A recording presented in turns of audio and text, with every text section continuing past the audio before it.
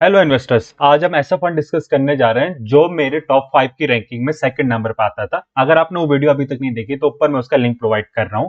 अब देखते हैं ये प्रोडक्ट क्यों मुझे पसंद था और मैंने क्यों बोला कि अगर पांचों में से मैं ये कोई भी फंड लेना चाहूं तो ये वाला फंड लूंगा। Disclaimer alert, I am not a registered financial advisor और अ म्यूचुअल फंड डिस्ट्रीब्यूटर। तो जो भी मैं यहाँ पर एडवाइस दे रहा हूँ वो आप एक पिंच ऑफ सॉल्ट के साथ लीजिए और अपनी रिसर्च जरूर कीजिए इन्वेस्ट करने से पहले, क्योंकि आपकी कंडीशन अलग हो सकती है और वो मैं नहीं समझ सकता। मैं ऐसे फंड रिकमेंड करता हूँ जो मुझे लगता है कि मैं इन्वेस्ट करूंगा।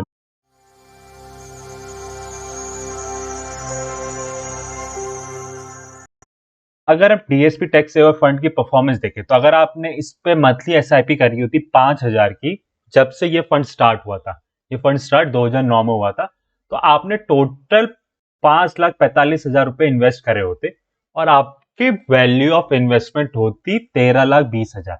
लेकिन अगर आपने यही पैसा निफ्टी 500 में डाला होता, जो कि एक ब्रॉड बेस्ड इंडेक्स है जिसमें small cap, large cap, mid cap सारी टाइप की कंपनीज आती है, तो उसमें आपका 11,37,000 हो गया होता। तो आप देख रहे होंगे कि लगभग 2 लाख का अंतर पड़ रहा है on the basis of just 3% difference. तो ऐसा होता है कि यही कंपाउंडिंग का खेल होता है। 3% आपको over a long period of time बहुत ज्यादा अंतर पड़ जाता है। तो एटलीस्ट इसने इस इन्वेस्टमेंट में कम से कम इसने अपने जो भी एक्सपेंस रेशियो चार्ज कर रहा है, जितना आपसे पैसा चार्ज कर रहा है, उसकी वैल्यू प्रोवाइड कर रहा है।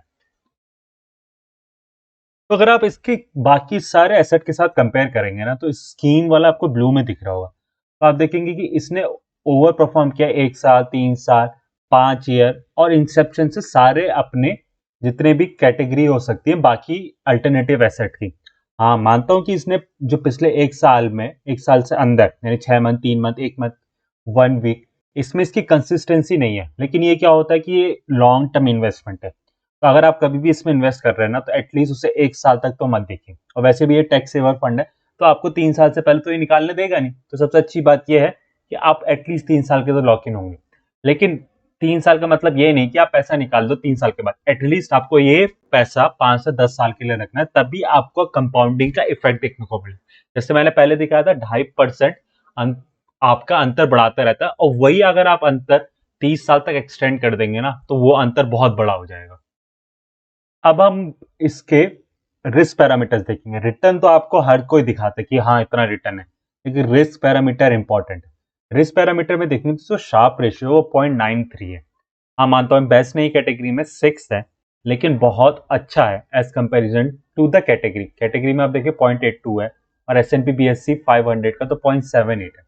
तो एटलीस्ट आप इतना कह सकते हैं कि ये जो रिस्क ले रहा है, स्टैंडर्ड डेविएशन वाला रिस्क ले रहा है, वोलेटिलिटी वाला रिस्क ले रहा है, एटलीस्ट वो आपको मार्केट में थोड़ा ठीक ठाक रिटर्न दे रहा है। अब इसमें क्या है कि अगर शॉर्टिनो देखिए 1 है, वो बहुत अच्छा है, वो भी छठे नंबर पर आता है। बीटा, बीटा क्या होता है कि आपका पोर्टफोलियो मार्केट के हिसाब से कैसे मूव करता है, तो ये मार्केट के बिल्कुल साथ साथ मूव करेगा। ये इतना परफेक्ट बीटा है। ये इसका मतलब ये नहीं कि अच्छा है। नॉर्मली आपको ऐसा पोर्टफोलियो चाहिए होता है जिसका बीटा कम हो, कि मार्केट की तरह अगर ऊपर के डायरेक्शन में ही जा रहा तो नीचे के डायरेक्शन में भी ना जाए। और बीटा ऐसा नहीं होता कि रिटर्न के हिसाब से है, वो होता है वोलेटिलिटी का मेजर। तो आपका बीटा कम होता है और अल्फा भी ज्यादा हो सकता है। तो अल्फा क्या होता है, जब हम बीटा से मार्केट का रिटर्न मल्टीप्लाई करते हैं ना, उसके ऊपर जितना रिटर्न किसी फंड ने प्रोवाइड कर रहा होता है, वो आपका अल्फा होता है, जो फिफ्थ आता है इस कैटेगरी में। तो इससे क्या होता है कि ये जो फंड है, आप बोलोगे अगर अल्फा इसका 3.52 है, तो ये फिफ्थ में क्यों नहीं है आपकी रैंकिंग में, और सेकंड पे कैसे आता है? तो सेकंड पे इसलिए आता है क्योंकि इसका फ्यूचर का रिटर्न हम प्रेडिक्ट करना चाह रहे हैं, उसको देखना चाह रहे हैं कि वो हमारे इन्वेस्टमेंट में कैसा फिट करेगा, बेसिकली मेरे इन्वेस्टमेंट में, क्योंकि मैं आपको अपने तरीके से बता रहा हूँ। तो इसका मैं क्या देखूंगा, पीई और पीबी रेशियो। अब अगर आप पीई और पीबी रेशियो देखोगे ना, इसका एसेट एलोकेशन, जो पोर्टफोलियो का पीबी रेशियो वो 3 है। तो यानी इक्विटी पोर्टफोलियो जितना भी है ना इसके स्टॉक्स में जो इसने खरीदेंगे, उसका 3 टाइम्स इसका प्राइस है। नॉर्मली पीबी रेशियो ऐसे ही नंबर्स में होता है, 3, 4, 2, 6, किसी किसी में 6 भी होता है, जो बहुत ही ज्यादा ग्रोथ ओरिएंटेड स्टॉक्स को बाई करता है। और पोर्टफोलियो पीई रेशियो है 20.23। तो यानी 100 रुपए के प्रॉफिट के लिए आप 2300 रुपए दोगे, अगर इस पोर्टफोलियो टोटल 100 रुपए प्रॉफिट कमाता है। तो ये एक रीजनेबल अमाउंट है। मानता हूं कि अच्छा अमाउंट होता है कि 14 या 15 हो, लेकिन हमें ऐसे पोर्टफोलियो स्टॉक्स लेने होते हैं जिनमें थोड़ी ग्रोथ भी बची हो। ऐसा नहीं कि आपने पोर्टफोलियो स्टॉक्स उठा दिए 14, 15, 6, 5 पीई वाले और उनको ग्रोथ ही ना हो, क्योंकि वो फ्यूचर में ग्रोथ कम होगी और प्रॉफिट कम होगा, तो आपको वो रिटर्न अच्छा नहीं मिलेगा। आपको ऐसा चाहिए कि जो आप होल्ड कर सके बहुत टाइम के लिए, और ये इसके टर्नओवर से भी आपको पता चलता है। तो अगर आप इसका टर्नओवर देखो ना 51% है, तो देखने में तो लग रहा है कि थोड़ा ज़्यादा है, लेकिन आप अगर बाकी के टर्नओवर देखोगे ना तो बहुत काफ़ी अंतर आता है। बहुत सारे ऐसे हैं जिनका परसेंटेज लगभग 100% के आसपास होता है, लेकिन टर्नओवर थोड़ा हाई लेवल पे। मैं ये मानता हूँ टर्नओवर बेस्ट नहीं है, क्योंकि आप ऐसे स्टॉक्स खरीद रहे हैं जो वैल्यू ओरिएंटेड है। हो सकता है कि पिछले 1-2 साल में जब मार्केट बहुत ज़्यादा बढ़ गया है, तो इन्होंने अपना पोर्टफोलियो चेंज कर दिया, तो वो भी एक रीज़न है कि पोर्टफोलियो टर्नओवर हाई हो सकता है। अब इनका पोर्टफोलियो देखते हैं कि पोर्टफोलियो कैसा है। पोर्टफोलियो पे इसका स्टॉक स्टाइल देखेंगे ना तो वो थोड़ा ब्लेंड की तरफ ज़्यादा वेट करता है। मतलब ग्रोथ में भी है स्टॉक्स इसके, लेकिन इतना ज़्यादा नहीं जो बाकी फंड्स रखते हैं। तो अगर हम इसका मैप भी देखें ना, वो आपको देखने को पता चल सकता है कि जो टीएसपी टैक्स है वो थोड़ा लेफ्ट साइड का, यानी थोड़ा वैल्यू साइड को है, और ये आपके नॉर्मल ईएलएसएस है। और इसका जो फंड एक्सपोजर है ना वो थोड़ा मिक्सचर है स्मॉल, लार्ज और मिड के, as comparison to S&P BSE 200। तो इसने थोड़े स्मॉल स्टॉक्स पे भी बिट कर रखी आपके रिटर्न को बूस्ट करने के लिए। अगर हम इस फंड मैनेजर के अंडरस्टैंडिंग में जाने की कोशिश करते हैं, तो आप देखिएगा टॉप 5 होल्डिंग्स में 4 तो बैंक है, ICICI bank, HDFC bank, axis bank और स्टेट बैंक ऑफ इंडिया। तो आप सोच रहे होंगे ऐसा कैसे है? तो बेसिकली क्या होता है, जब इंटरेस्ट रेट बढ़ रहा होता है ना, तो इनको नेट इंटरेस्ट इनकम का फायदा होता है। क्योंकि क्या होता है कि इंटरेस्ट रेट जब आरबीआई बढ़ाता है तो बैंक्स वो इंटरेस्ट रेट तुरंत पास कर देते हैं, लेकिन जब आरबीआई इंटरेस्ट रेट घटाता है तो वो बहुत टाइम में उसे पास करते हैं।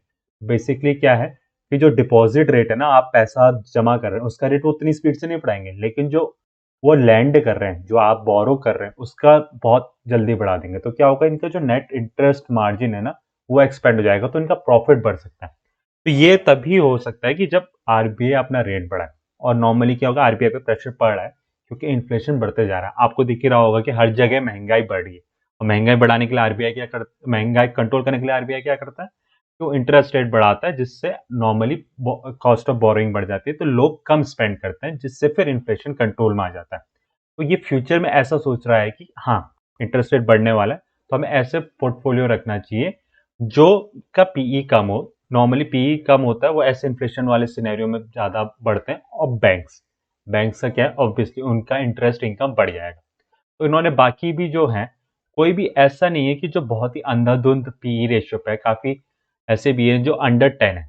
तो अगर आप पी रेशियो के हिसाब से उनका वो देखोगे, तो कोई 4 पे है, कोई ऐसे 8 पे है, तो ऐसे भी ये स्टॉक्स है जो बहुत ही ज़्यादा अंडर वैल्यूड फील हो रहे हैं, लेकिन इनके पीछे एक रिसर्च है। इन्होंने ऐसा नहीं करा कि टॉप पे डाल दिया। तो आप भी ऐसा मत करिए बस पीई देखिए और कोई भी स्टॉक खरीदो, इसके लिए काफ़ी रिसर्च चाहिए होती है। तो ये रिसर्च करता है फंड मैनेजर। तो हम फंड मैनेजर के बारे में जानते हैं।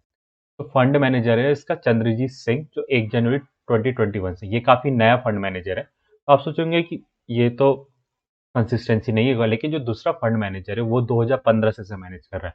तो जो पिछला 5 साल का रिटर्न है ना, ये थोड़ा सक्सेशन प्लानिंग भी होती है, क्योंकि अगर कोई एक फंड मैनेजर अचानक से चले जाता है तो एटलीस्ट दूसरा तो संभाल पाएगा उसे। तो इसमें ये 2015 से मैनेज कर रहे हैं इस फंड को, तो एटलीस्ट 6-7 साल का इनके पास एक्सपीरियंस है।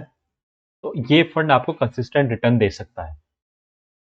तो फंड मैनेजर की परफॉर्मेंस जानने के लिए हम दूसरा फंड देखते हैं, जो इसने DSP tiger fund, natural resources वाला फंड और इक्विटी अपॉर्चुनिटीज फंड है। टाइगर फंड एक इंफ्रास्ट्रक्चर वाला फंड है, तो जिसने कुछ ज्यादा धाकड़ तो नहीं किया है, लेकिन अंडर परफॉर्म भी नहीं किया, तो ठीक ठाक है। नेचुरल रिसोर्सेज वाला इसका अकेला है जो अपने एक पर्टिकुलर कैटेगरी में। तीसरा है इक्विटी अपॉर्चुनिटीज फंड। इसने अपने जो large cap and mid cap का रिटर्न है ना, उससे वो मैच करता आ रहा है और कैटेगरी में अब बीचों बीच में आता है। तो ऐसा बोल सकते हैं कि ये फंड मैनेजर बेकार तो परफॉर्म नहीं करता, लेकिन इसने इस ईएलएसएस वाले में अच्छा परफॉर्म कर रखा है। तो मे बी ये हो सकता है कि ईएलएसएस में क्या होता है कि आपको 3 साल का होल्डिंग पीरियड तो रखना ही होता है, आपका 3 साल का लॉक इन होता है। तो इससे क्या होता है कि फंड मैनेजर के पास टाइम होता है आराम से पैसा इन्वेस्ट करने का। ऐसा नहीं होता कि फंड थोड़ा वैल्यू नीचे गिरा तो लोग आगे भाग के हाँ मुझे पैसा वापस चाहिए, एटलीस्ट ELSS में अगर आप सोच के जा रहे हो तो एटलीस्ट 10 ईयर 5 ईयर होराइजन तो रखिए, उससे कम में वो वैल्यूएबल नहीं होता है। तो अगर आपको ये वीडियो पसंद आया तो थम्स अप पे क्लिक करिए, और अगर आप बाकी वीडियोस भी देखना चाहते हैं ELSS और बाकी की, तो इस चैनल को सब्सक्राइब करना मत भूलिए। अगर आप कोई ऐसे दोस्त को जानते हैं जो इस फंड में इन्वेस्ट करने की सोच रहा है तो उसके साथ आप ये वीडियो शेयर जरूर करिएगा। धन्यवाद। सी यू नेक्स्ट टाइम।